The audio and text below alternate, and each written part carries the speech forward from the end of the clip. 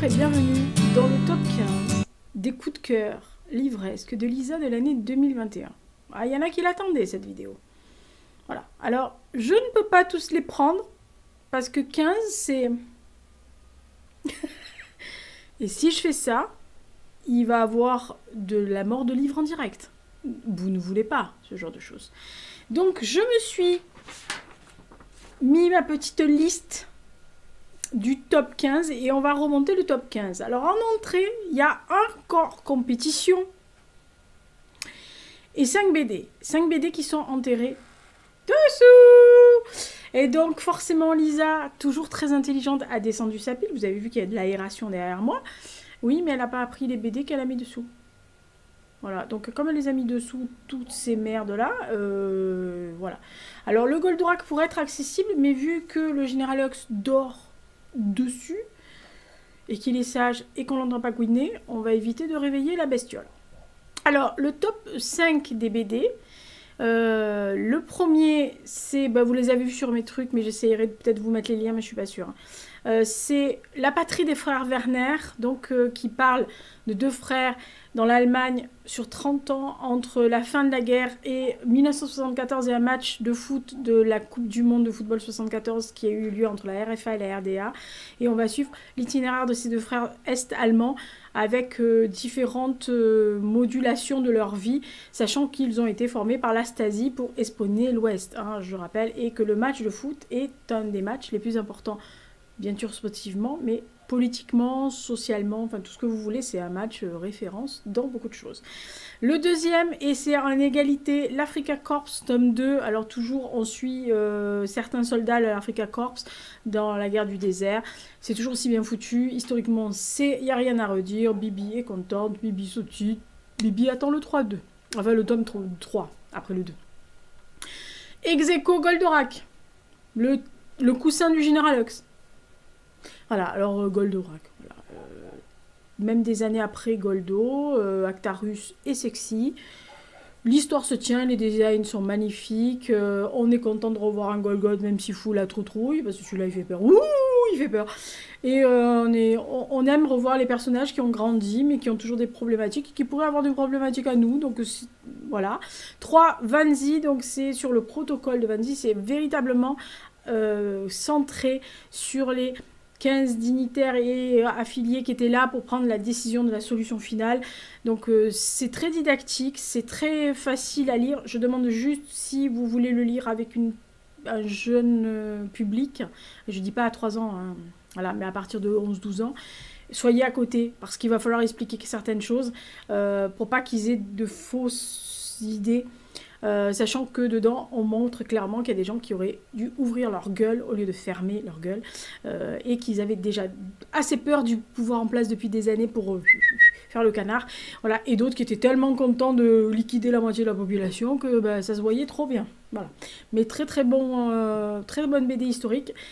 4, Dans la tête de Sherlock, tome 1, donc l'affaire du ticket scandaleux. Déjà l'objet livre est beau. L'histoire est bien dessinée. En plus, elle est calquée sur l'acteur qui faisait Sherlock dans les années 60 en Angleterre. Si vous ne l'avez pas vu, allez voir. Très anguleux, voilà. Mais vraiment, on dirait lui. D'ailleurs, je pense qu'ils ont un peu pompé sur le visage de l'acteur. Et l'histoire se tient. Et on est dans la tête de Sherlock. Ce qui est encore génial. Le tome 2 est sorti en octobre. Je ne l'ai toujours pas acheté. Mais je suis en mode de couinage. Donc, je pense que je vais l'acheter. Enfin, disons que je l'ai réservé à ma librairie. Donc, je l'achèterai parmi vous savez, les livres neufs que je dois... Si vous avez vu la vidéo d'hier, je vais acheter 2 livres neufs par mois. Voilà, donc ça fera partie sûrement des livres neufs de février, hein, je pense. Voilà. Et 5 et dernier, et attention, je mets un petit warning, si vous voulez le lire et le faire lire à des jeunes publics, là c'est carrément indispensable que vous soyez à côté d'eux et vraiment pas trop jeune. Voilà. Ou alors quelqu'un qui, comme moi, quand j'avais 12-13 ans, était déjà très au fait de certaines choses, parce que ça peut être assez choquants, certains dessins assez traumatisants si on n'a pas appréhendé. Ça s'appelle Auschwitz. On suit 2 personnes qui sont en ex-Yougoslavie en 93, qui sont pas loin de se faire arrêter et tuer, et elles vont, parce qu'on est en ex-Yougoslavie, donc pendant la guerre d'ex-Yougoslavie, je rappelle qu'il était à 2 heures de Paris, super, on était à ça de la guerre européenne et mondiale encore, hein. On est, oui, oh bah, toujours dans le même coin. Ah oui, il faut savoir votre histoire, hein. Et donc là, on est entre 2 vieilles personnes, hein, forcément, qui vont se remémorer leur arrivée à Auschwitz avec leur enfant et tout ce qu'ils ont vécu, vu, compris, connu, fait ou pas fait ou défait. Ou bref, le dessin est très anguleux, très, c'est en noir, blanc et sanguine, pardon. C'est vraiment du détail très précis. L'auteur explique qu'il a pris 2-3 petites libertés avec l'histoire, surtout au niveau du dessin et pas au niveau de l'histoire avec un grand H, mais surtout parce que techniquement en dessin c'était infaisable, ou c'était pas réellement, ça pouvait pas se voir réellement. Il y a un livret très indiqué, très explicatif à la fin. Il a rencontré beaucoup de personnes, il a eu beaucoup d'interviews, il s'est appuyé sur des anciens déportés, donc je peux vous assurer que c'est du balèze. Mais n'empêche que c'est assez difficile à lire si vous n'êtes pas au fait, hein. Ça peut traumatiser certaines personnes et filer des cauchemars. Moi perso, voilà, les cauchemars c'est terminé, je ne vois plus sur le sujet, mais c'est costaud. Alors on va commencer par le bilan livresque. Oui. Alors, il y a un hors compétition, je vous l'ai dit, c'est juste parce que, à mon humble avis, quand je l'ai lu, à la fin, je me suis dit, ça, c'est un futur classique de la littérature anglo-saxonne. C'est-à-dire que vos enfants, qui sont maintenant des tout petits, quand ils seront au collège ou au lycée, qui prendront des cours d'anglais ou qui seront à l'étranger, je pense que ce livre-là fera partie des références. Voilà. Colum McCann, à Pérogon. Voilà. Moi, je l'ai en édition 10-18. Voilà. C'est original, Alors, c'est original dans la forme, dans l'écriture, dans la façon de présenter l'histoire. C'est une histoire forte. On est en présence de pères qui ont perdu leur fille. Un est palestinien, l'autre est juif. Israélien, plus précisément, et juif aussi. Et pas forcé, hein, on peut être israélien et pas juif. Hein, donc voilà. Et qui vont voir une autre façon de lutter, de dénoncer, de porter ce qui leur est arrivé, d'essayer de outrepasser le deuil profond qui les atteint. C'est vraiment un sommet de littérature, mais véritablement, moi j'ai rarement été si pris à la gorge, mais je vous dis, ça parle d'oiseaux, il fait des relations avec les oiseaux, avec la migration, avec les voies de migration, les routes de migration des oiseaux. Je vous dis, c'est un ovni dans le sens où j'ai rarement vu un truc pareil, de mélanger tellement de thèmes à la fois et que ça retombe tout le temps sur ses pattes, pas que d'oiseaux. Et franchement, je vous dis, pour moi, ça va être un classique de la littérature. C'est pour ça que je l'ai mis hors compétition, parce qu'on ne peut pas classer ce genre de truc. C'est assez rare, hein, que je pense que de ma vie entière, il y en a 2 ou 3 que je me suis dit, non, celui-là, ça va être... Et il y en a un, il est en limite, il rentrait déjà, donc il est contemporain, il a 30 ans, mais je pense qu'il va faire partie des classiques anglo-saxons. Donc Bibi, elle n'est pas trop mauvaise quand elle dit ça, voilà. Donc ça, c'est le hors compète, je vais le mettre à part, parce que voilà. Alors, on va commencer du 15 au 11, donc ça fera 5 par 5, parce que sinon, je n'arriverai pas à vous les montrer tous. Alors, je vais vous montrer la première pile, parce que je me suis débrouillée pour faire des piles, hein. Voilà. Donc, 15. Voilà, on va les prendre comme ça. 15, ça sera plus simple. Je vais me casser la gueule. 15, et après, pour parler avec moi-même. Oui, parce que la dame a voté, la dame, elle avait raison. Le numéro 15, c'est Mamie Luguerre de Benoît Philippon. Alors, c'est au livre de poche. Je dois avouer que Perrine l'avait présenté sur sa chaîne. Bisous Perrine, la divine. Et j'avais beaucoup aimé. Et la présentation. Et je dois avouer que l'humour, le cynisme, la drôlerie, l'émotion, parce que c'est touchant et drôle à la fois, c'est profond et léger à la fois. Berthe, 102 ans, armée d'un lugueur, qui fait front avec un commissaire qui se demande comment cette petite vieille édentée peut avoir fait tout ce qu'elle annonce avoir fait. Elle a tué des gens, les a enterrés dans sa cave. Elle a connu le grand amour qu'elle a attendu patiemment. Elle s'est fait violenter. Elle a eu des coups. Elle a été meurtrie. Elle a connu des moments magnifiques. Elle a eu de l'amour de sa grand-mère. Bref, vous passez du rire aux larmes à l'intérieur. Franchement, voilà. Après... ça peut être une question féministe ou pas. Je sais qu'il y en a qui n'ont pas aimé du tout. Moi, j'ai autant ri que j'ai été émue. Donc, ça vaut la 15e place, Mamie Luger. 14e place, et j'ai eu beaucoup de mal à foutre 14e. Je vous assure que là, le classement, je me suis arraché littéralement le cœur. Que pour vous, hein, je me suis arraché le cœur. Hein, parce que là, véritablement, je me suis arraché le cœur à chaque fois. Je me suis dit, c'est pas possible, tu peux pas faire ça, quoi. Ah si, j'ai fait. Comme quoi. 14, Enfant de salaud de Georges Chalandon. Donc c'est grassé comme d'hab. Alors, je le redis encore une fois, ce n'est pas... il ne couvre pas le procès Barbie, parce qu'il y a plein de gens qui m'ont dit hors antenne, on va dire, sur MP. Oui, mais Lisa, ça parle de procès Close Barbie, c'est génial. Je dis, non, tu vas te calmer, ça pose pas que de ça. Voilà, là, il prend en toile de fond le procès Barbie qui était en 86-87, et il le transpose, parce que tout ce qu'il a su sur son père, il l'a su pendant le confinement de mars-avril 2020. Donc, il a pris la liberté, comme auteur, il a le droit, de transposer, de faire une nouvelle temporalité pour pouvoir justement parler de ce père qui a menti, qui a toujours extrapolé, divagué, père qui pensait être résistant et au cours d'une discussion assez vive avec son grand-père qui lui annonce que de toute façon son père, il l'a vu sous l'uniforme allemand et notamment nazi, il va découvrir plein de choses et c'est l'occasion, ce procès aussi, de mettre son père dans la salle d'audience face à Klaus Barbie qui dit qu'il s'appelle Altman et qu'il n'a jamais rien fait de sa vie, pauvre petit vieux, face à ce père qui en fait il va découvrir qu'il vénère ce type, qu'il lui trouve toutes les qualités. Bref, c'est très introspectif, c'est vraiment très personnel de l'auteur, vraiment, et à chaque fois, de toute façon, Georges Chalandon met un peu ses tripes et sa vie dessus. On connaissait ce père, hein, déjà dans plusieurs romans, il est revenu régulièrement, c'est quelqu'un qui était vraiment pas un mec fréquentable. Heureusement que son fils est largement mieux. Donc, Enfant de salaud, Georges Chalandon, franchement, bon, c'est un 14e, mais je vous dis, il y a du lourd au-dessus. Et à chaque fois, j'essayais de remonter, puis au-dessus, il y avait quelqu'un qui me disait « Ah non, moi je peux pas descendre, je bouge pas de ma place. » Donc j'ai eu du mal. Non, je vous assure, j'ai eu du mal. Hein, je me suis arraché le cœur.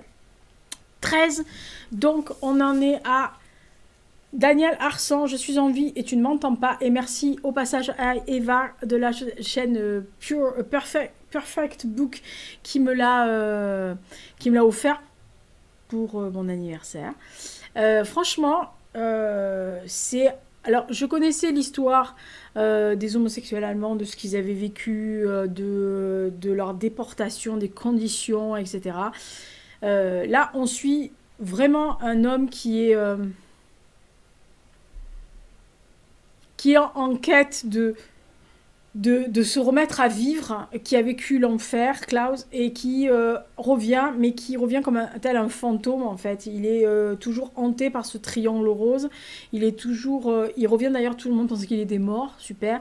Il a tout perdu, l'homme qu'il aimait, certaines choses qui lui tenaient à cœur, et donc il essaye de se reconstruire, mais face à des personnes en face qui, premièrement, ne sont pas très souvent contents de le revoir et qui ne comprennent pas non plus. Hein, on est après la guerre, donc voilà, le triangle rose a été compliqué à porter. Bon, en tous les cas, la cause homosexuelle a été difficile à porter très longtemps aussi, même si dans des temps anciens, c'était assez notablement bien accepté par tout le monde, hein. Et puis tout d'un coup l'Inquisition est arrivée, hein, et c'est devenu hors norme, hors la loi. Bref, moi j'ai jamais rien compris. Personnellement, moi, tout le monde est le bienvenu dans ma Casbah, donc voilà.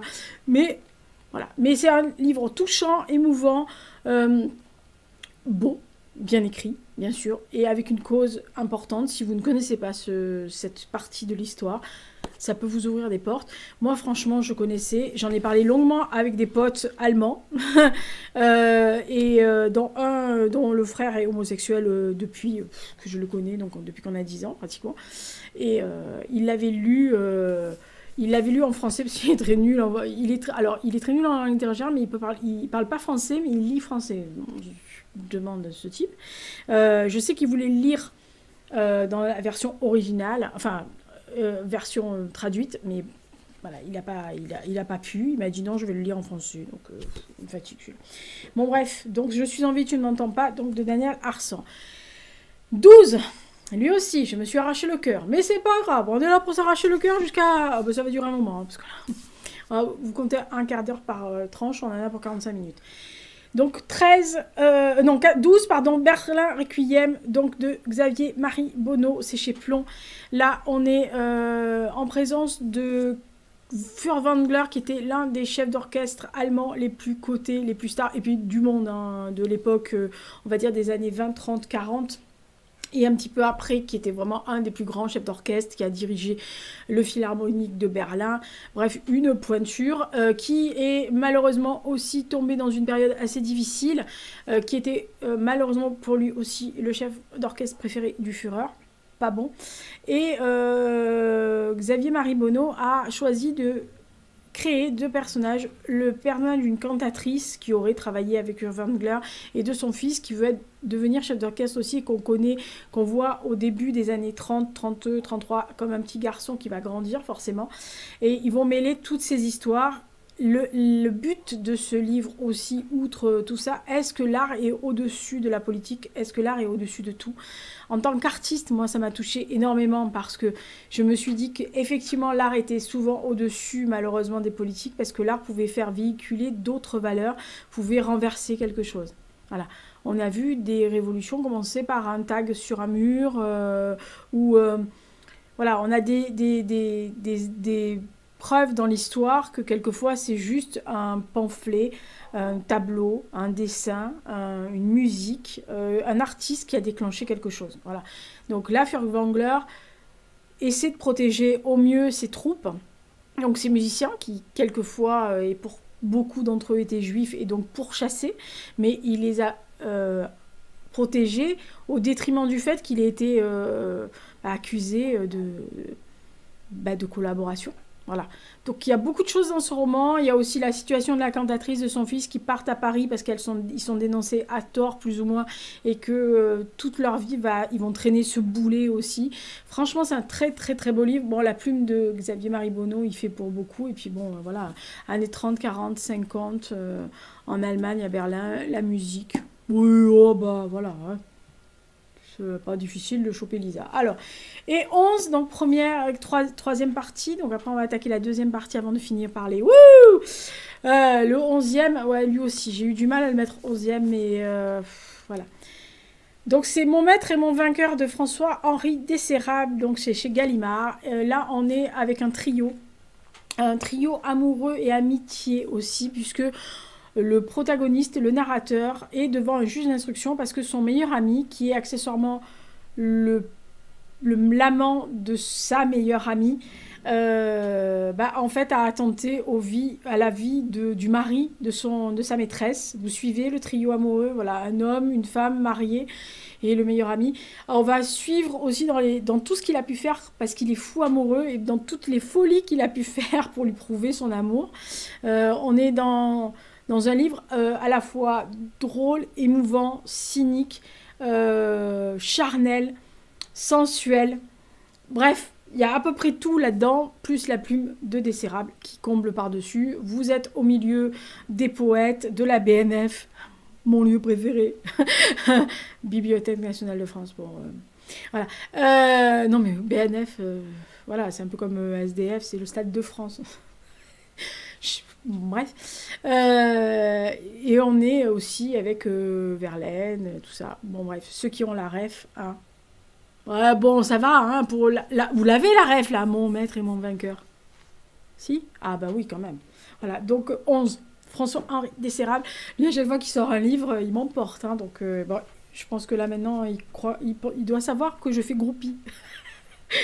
Quelle horreur. Alors, on va passer du 10 au 6.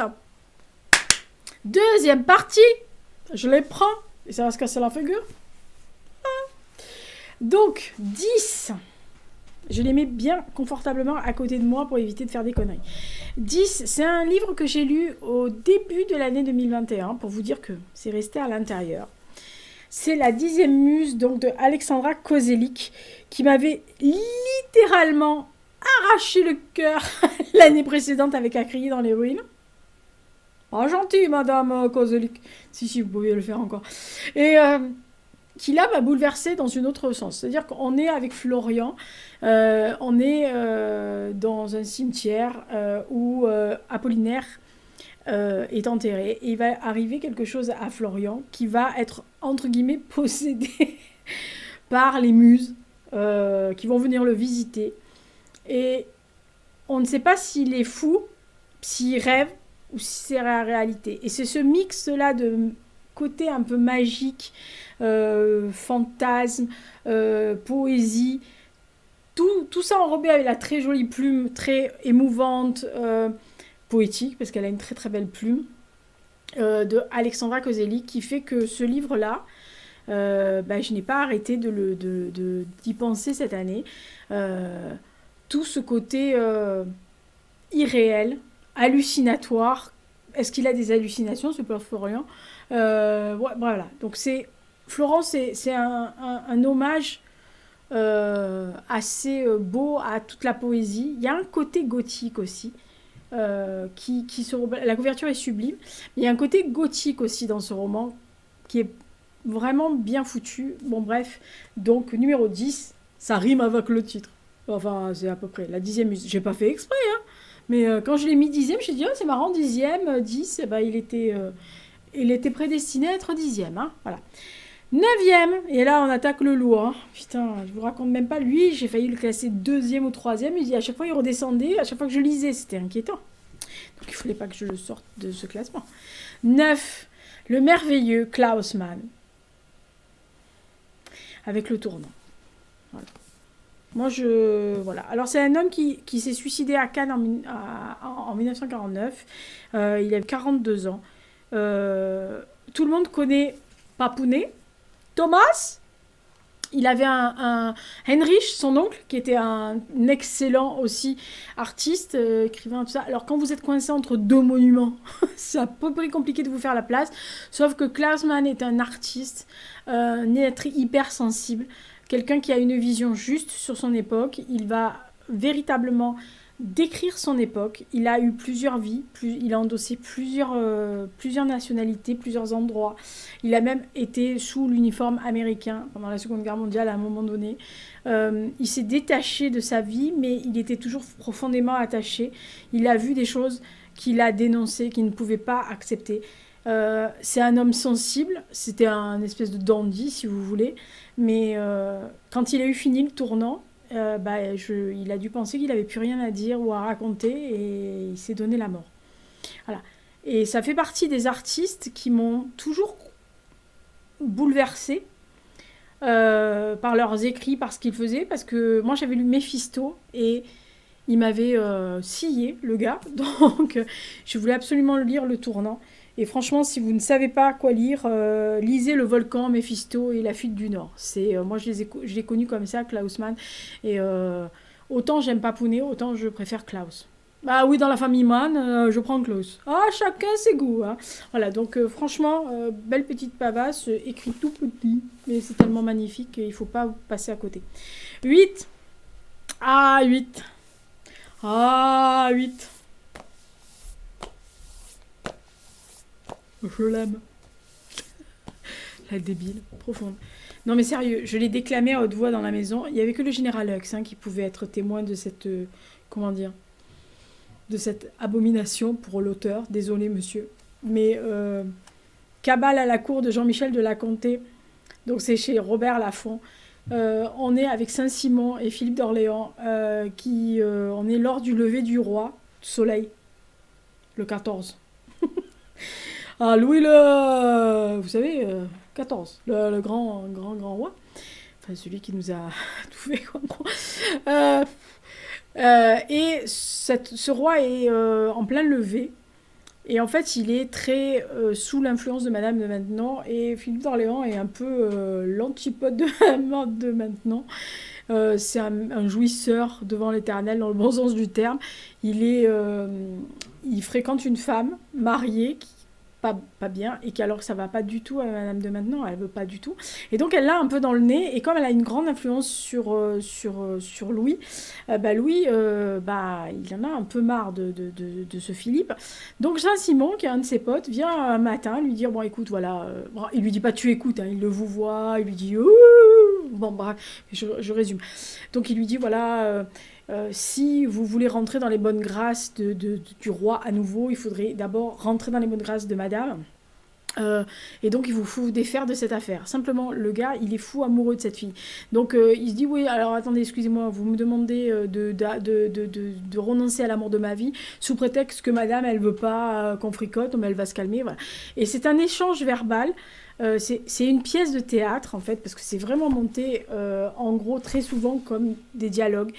Il y a évidemment des parties plus écrites, évidemment, mais il y a une grosse partie évidemment de ping-pong. Ils se répondent du tac au tac, un argumentant pour que Philippe fasse ce qui est bien pour lui, et l'autre qui essaye de défendre l'amour qu'il a. Voilà, c'est hyper bien fait. Et en fait, ça se déclame. C'est une pièce de théâtre pour moi, et ça se déclame. Ça se lit pas à voix basse, ça se lit à voix haute avec les intonations. C'est ce que j'ai fait.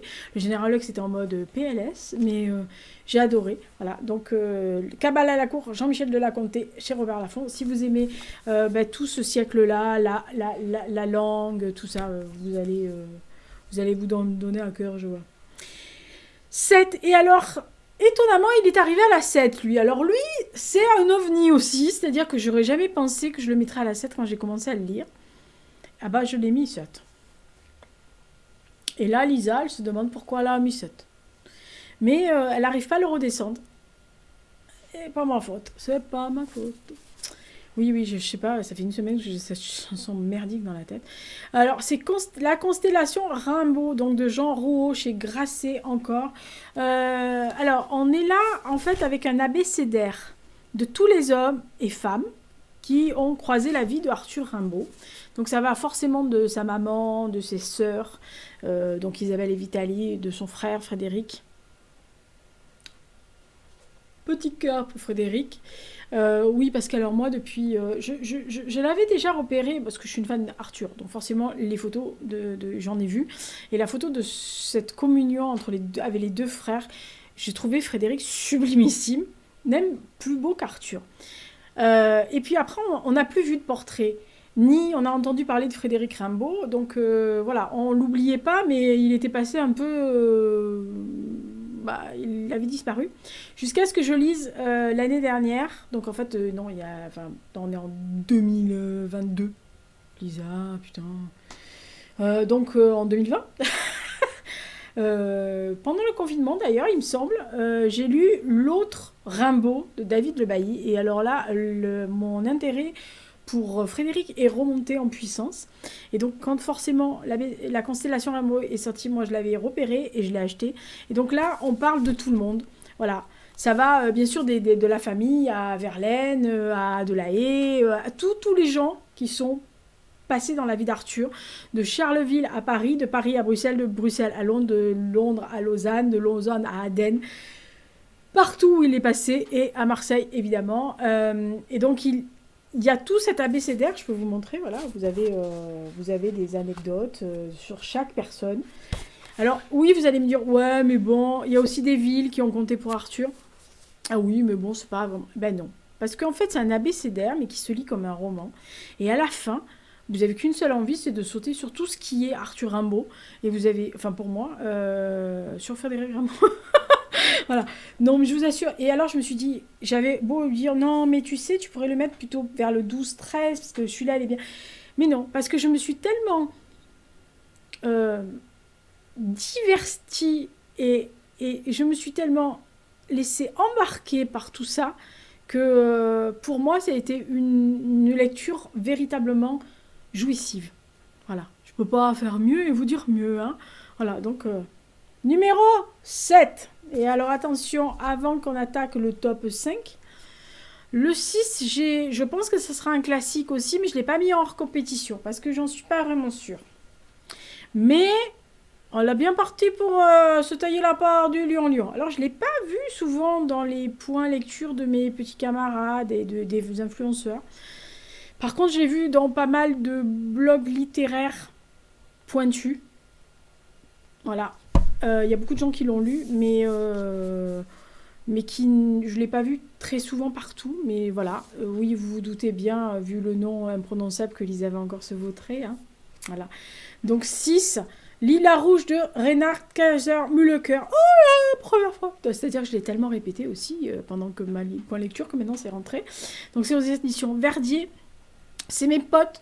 Donc c'est France Éditeur, je les remercie encore, je les embrasse, ces deux amours, qui m'ont signalé sa parution, sa traduction en France, parce qu'il avait lu, évidemment, en autrichien, en allemand, et qui m'ont dit « Waouh, maman, il faut que tu le lis, c'est sublime, c'est merveilleux, c'est sublimissime, en plus, ça parle de ta période. » J'adore quand ils me vendent ce genre de trucs, c'est des abrutis. Donc voilà, donc on est vraiment en présence de Ferdinand qui va arriver dans un village un soir à la tombée. La nuit, il est chef du parti nazi de sa région. Il a été exfiltré plus exactement pour une décision qu'il a prise. On le rapatrie dans une autre province. Donc le Gauleiter lui attribue une autre ferme, plus ou moins qu'on a... Voilà, il arrive avec sa fille qui est cachée au fond de la carriole et on va dérouler cette fresque familiale avec une espèce de malédiction, avec un fils qui a la guerre, avec plein de Ferdinand qui se répondent, jusqu'à ce qu'un jour, en fin de descendance, il y a un autre Ferdinand qui arrive et qui va mettre le pied dans la fourmilière, en gros. C'est une plume merveilleuse, c'est une pavasse, voilà, mais c'est une plume absolument merveilleuse. Moi en allemand ils m'ont dit que c'était sublime, j'ai scanné 2-3 pages pour qu'ils lisent en français parce qu'ils savent lire en français, qui m'ont dit que c'était aussi bien écrit en français qu'en allemand. Voilà, donc voilà, c'est un autrichien Kaiser Mühleucker, mais il écrit en allemand, et donc franchement c'est une petite merveille. Moi j'ai été révolutionné, et en plus quand je vois qu'il est beaucoup plus jeune que moi, ça m'énerve. On a 12 ans d'écart, il est plus jeune que moi de 12 ans. Il a pondu un truc pareil. Bref, je vais arrêter d'écrire moi. Et vraiment, il plonge dans l'Autriche nazie. Voilà. Il y a beaucoup de thèmes dans ce truc-là. C'est vraiment un petit bijou. Il est 6e et franchement, on se demande encore pourquoi je l'ai foutu 6e. Mais vous allez voir le top 5. Voilà. Et donc, on est au top 5. Et alors, attention, il y a du très très lourd.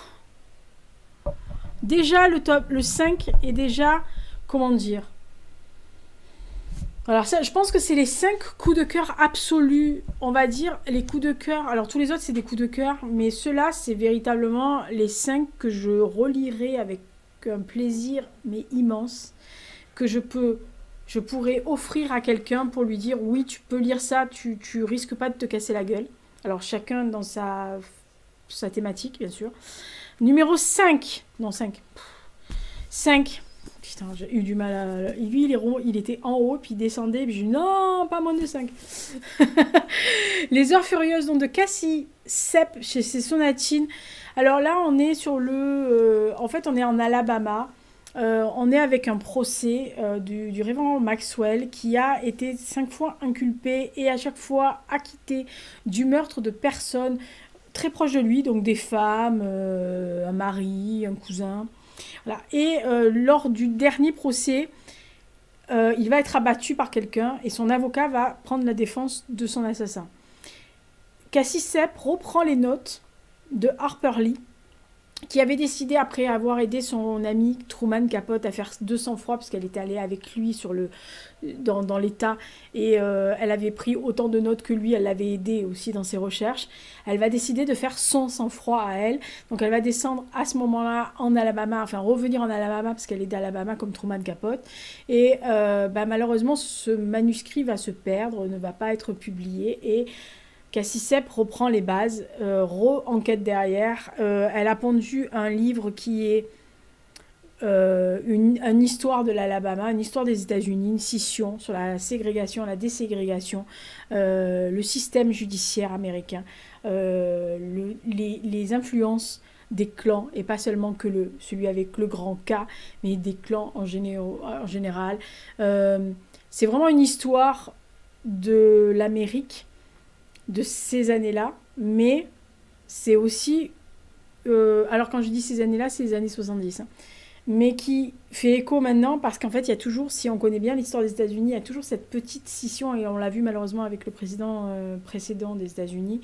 Il y a une scission aux États-Unis qui est toujours présente depuis un peu la guerre de sécession et qui malheureusement persévère encore. Il y a toujours ce côté un peu glissant et gluant du racisme. Et notamment de la ségrégation, où dans certains États, il y en a certains qui n'ont toujours pas compris qu'on était tous égaux, hein, voilà. Voilà, il y en a qui devraient relire certaines constitutions et pas que la leur, hein, notamment les droits de l'homme et du citoyen français, ça leur fera un peu de plomb dans la tête, cela. Voilà, donc franchement, c'est un très beau manuscrit. Moi, j'ai vraiment adoré la plongée. Bon, je connaissais l'histoire de l'Alabama, je connais cette contrée, mais franchement, j'ai tellement aimé ce livre. Il est tellement beau. Franchement, je vous dis, c'est un livre sur la politique aussi raciale, sur le système judiciaire américain. Et puis, quand on sait que l'Amérique est toujours hantée par ces espèces de démons absolus, ça fait du bien de lire ce genre de livre, et on devrait le mettre entre les mains de certaines personnes. Je ne vais pas citer. 4. Et là, il y en a qui se disent, mais elle va le mettre où le... Oui, petit cœur. Alors, l'hystérie arrive tout de suite. 4. Ça rime avec le titre. 1794, Niklas Nat Hochdag chez Sonatine. Je suis désolée, il y a 2 Sonatines.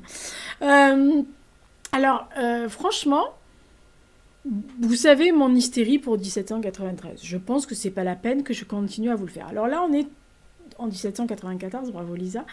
C'est une trilogie, donc 95 arrivera, paraît-il, en 2022, cette année. Paraît-il, je sais pas, je l'ai pas vu dans le catalogue Sonatine. Peut-être qu'ils vont nous faire une surprise. Peut-être que c'est l'année prochaine.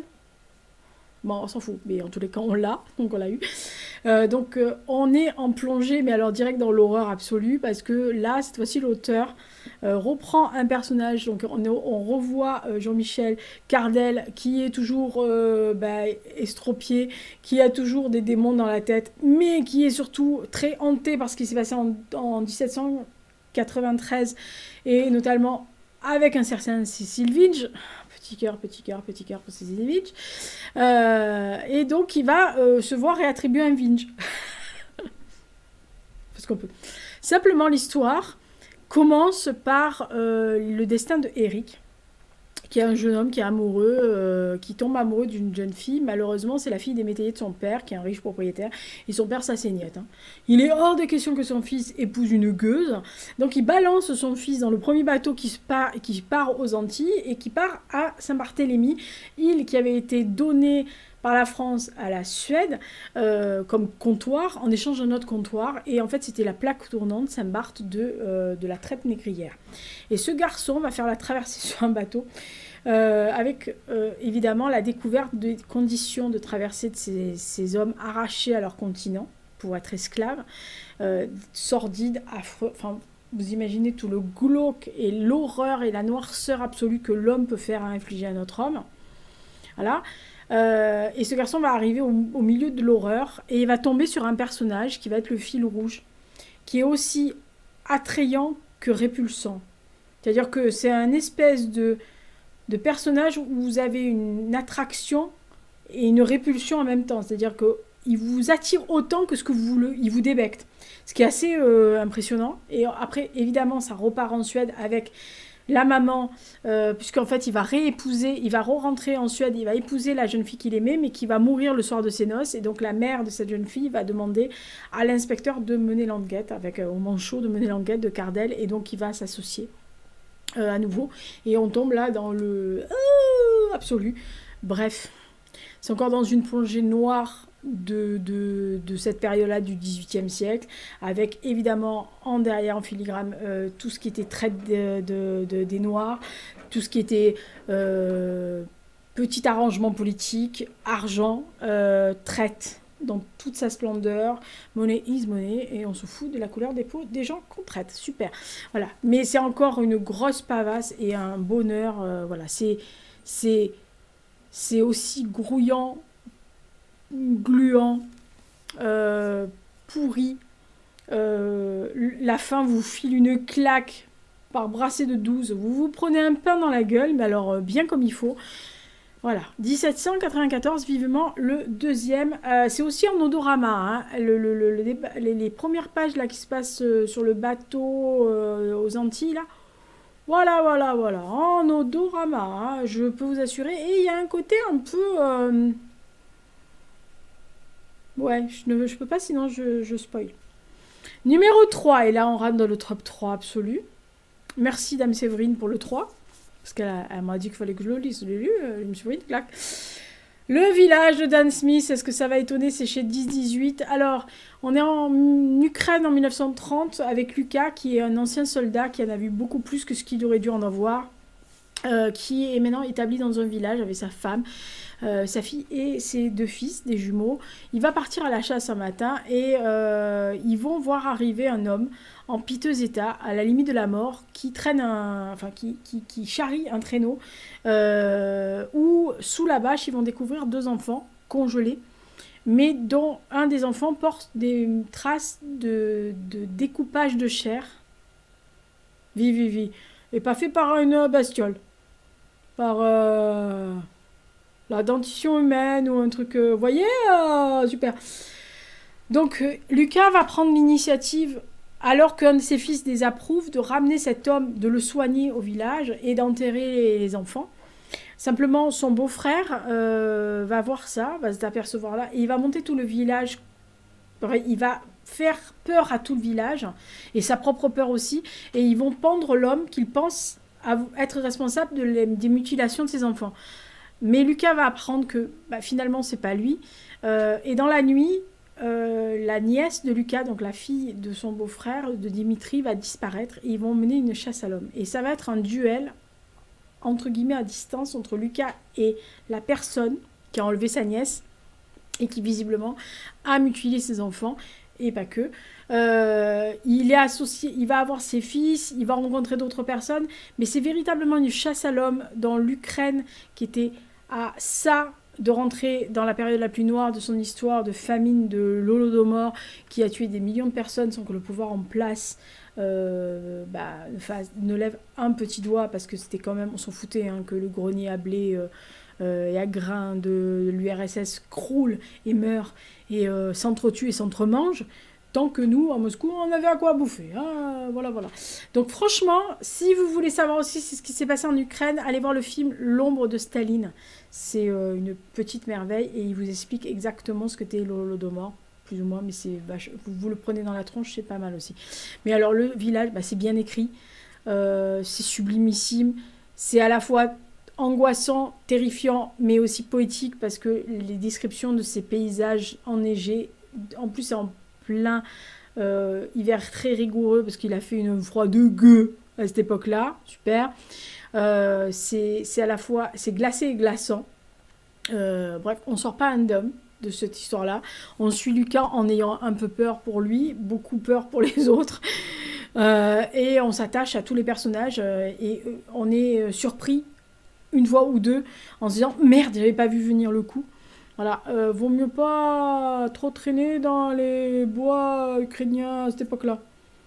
Voilà, mais sinon sublime. Donc numéro 3, Dan Smith, Le Village. Donc le 2. Et là ils se disent putain, mais c'est qui le 1? Parce que le 1 et le 2 c'est qui? Parce que vu ce qu'elle nous a mis là, qui monte crescendo, qu'est-ce qu'elle nous a pu nous mettre en premier, quoi. Alors le 2, il est en odorama aussi. C'était la thématique de l'année, hein. En odorama, on suit plusieurs personnages, on se pose des questions sur tout et rien.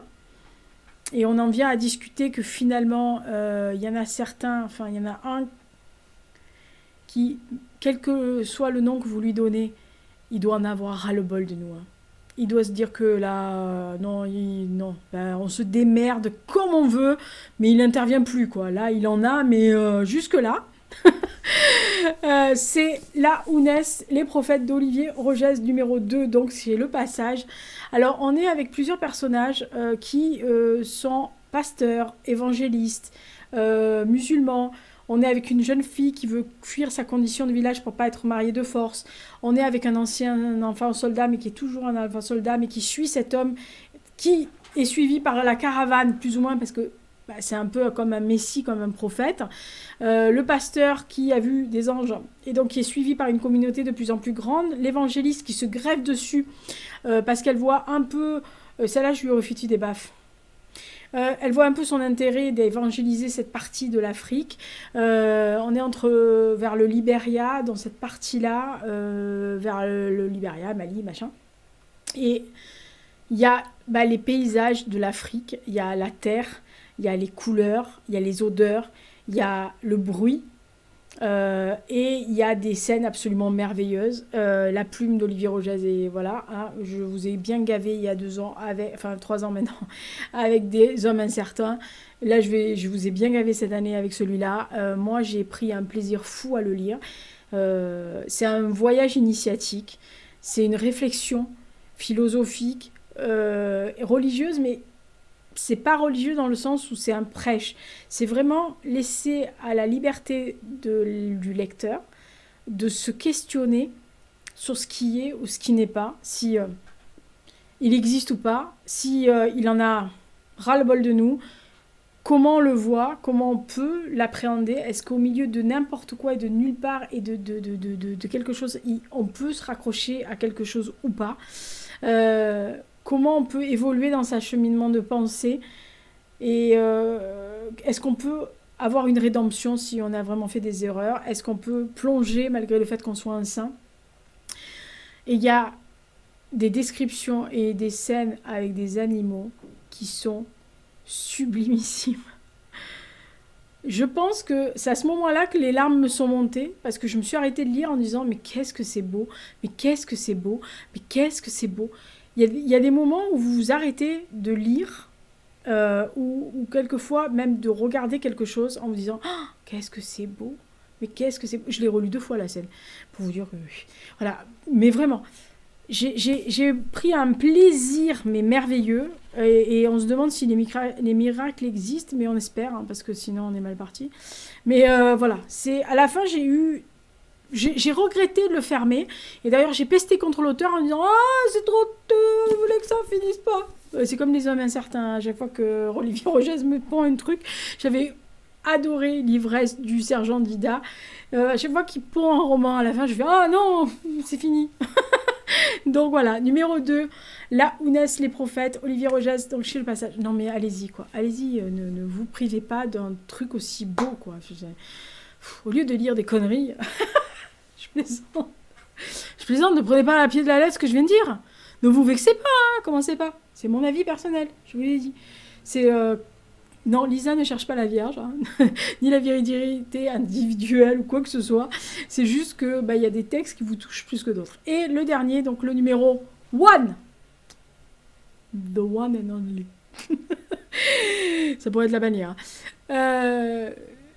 Je l'ai vu sortir au printemps dernier. Je l'ai acheté. Je l'ai prêté, on me le rendait plus. Chier. Et je sentais que ça allait être une rencontre entre lui et moi. Je sais pas comment on peut expliquer ça. Et quand je l'ai lu, j'ai autant... Je pense que c'est un de ceux qui m'a fait le plus pleurer. J'ai couiné un peu. Un peu beaucoup, un petit peu. Fait couiner, quoi. Et j'ai été bouleversée par l'itinéraire de ce jeune garçon qu'on suit tout au long de sa vie. Par les thématiques abordées par l'auteur, par les pays abordés par l'auteur, par ce côté déracinement. Alors moi ça me parle dans ma famille, donc c'est peut-être pour ça que je suis plus sensible, et peut-être que vous, quand vous lirez, si vous n'êtes pas sensible à ces thématiques-là, ça va vous passer par-dessus. Mais bon, le premier étant le premier, à Seigneur tout honneur. Les orphelins de Bessora, donc c'est chez Lattès. Alors on est avec Klaus et sa sœur qui sont deux enfants qui sortent après-guerre donc de l'Allemagne nazie, qui sont déclarés orphelins et qu'on va faire adopter puisqu'il y a eu toute une série d'adoptions d'enfants orphelins qui sont partis par cargo après la guerre, enfin juste après. Qui vont être adoptés par une famille d'Afrikaners, donc en Afrique du Sud, en plein milieu évidemment de l'apartheid, hein, vous en direz autant. Et ces deux enfants qui ont été élevés dans le système nazi, qui ont subi l'endoctrinement, vont arriver dans une famille qui soutient l'apartheid et qui va les élever de façon assez différente et eux-mêmes vont s'intégrer de façon très différente. Wolf ne s'intégrera pas, n'arrive pas à s'intégrer. Il se lie d'amitié avec un jeune noir, ce qui n'est pas une bonne idée dans cette famille-là. Sa sœur se plie beaucoup plus, elle accepte d'être déracinée, d'être arrachée de son pays.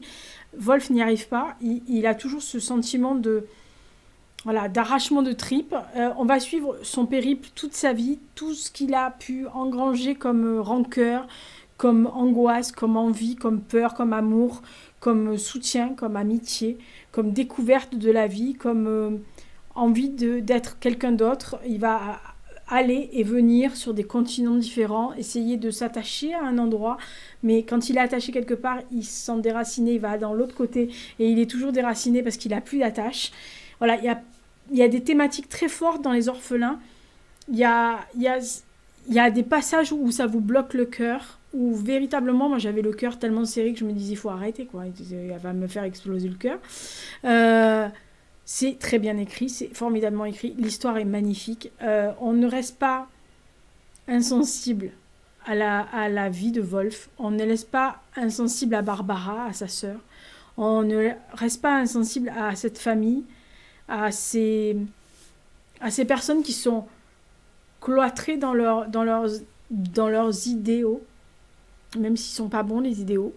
Et franchement, c'est aussi un itinéraire d'un enfant, puisqu'en fait, Bessora, elle a tablé, elle a rencontré un de ses orphelins qui avait été adopté, et d'ailleurs, une des photos alors vous savez que moi je garde pas ce genre de vignettes, mais je l'ai gardé parce que quand j'ai eu ce coup de cœur, j'ai dit je vais le garder pour vous montrer.